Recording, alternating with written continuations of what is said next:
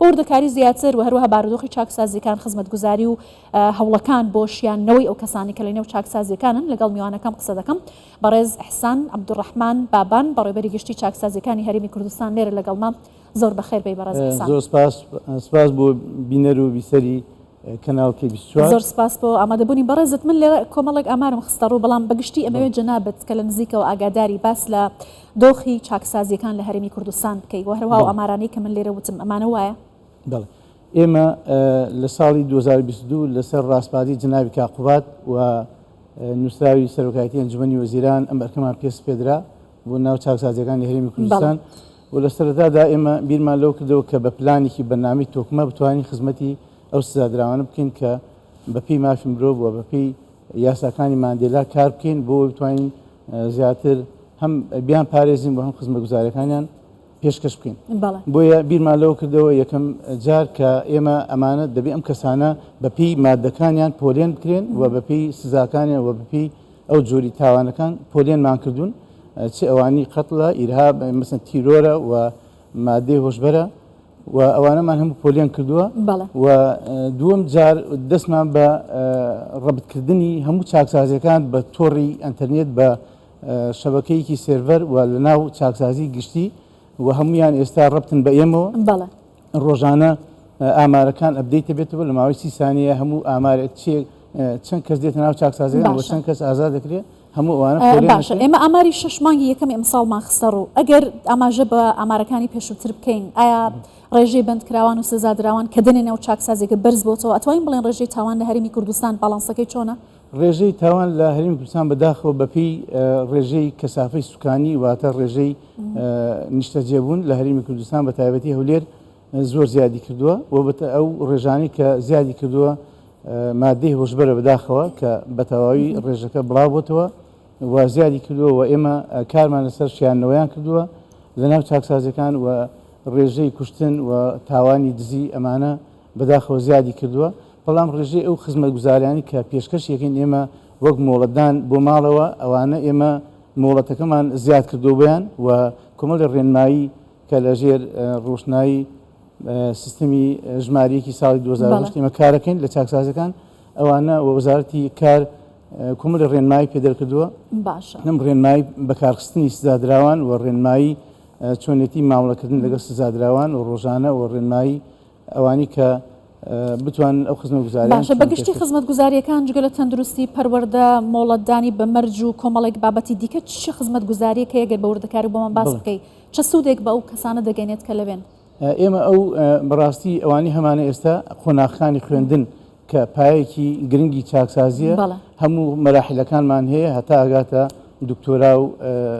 ماستەر و لەوانە ئێمە ئەم ساڵ زیادی کردو ڕێژەی خوێندکارەکان 474 خوێندکارە بە ڕێژەی بەراورد بە پار 388 بوو بەڵام ئێستا زیادی کردو ڕێژەکە و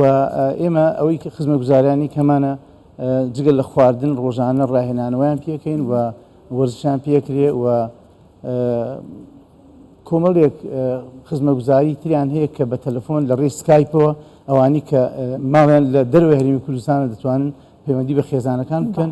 و ئێمە جگە لەوانە دووسێ خزمەتگوزاریمان هەیە کە لەسەر ئاستی عێراق و ناوچەکە نەوعی نییە و لەوانە بەڕاستی خلوەی شەرعیە جێژوانی خێزانی کە ئەمە